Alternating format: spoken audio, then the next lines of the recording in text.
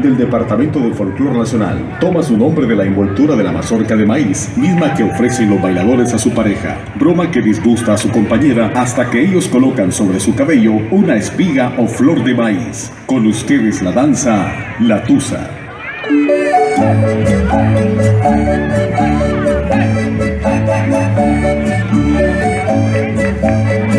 Acompañados con las palmas. ¡Arriba Honduras!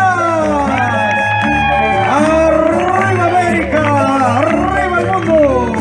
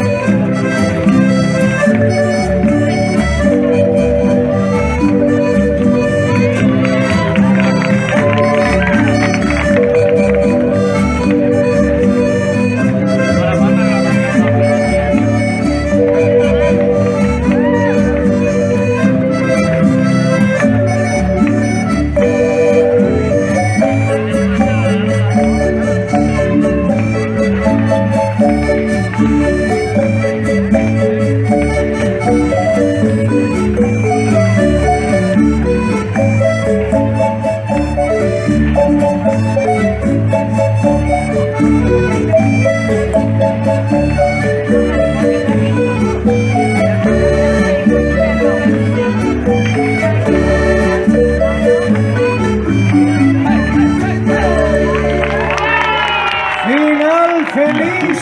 Danza de raíz indígena. Ahí está. Informada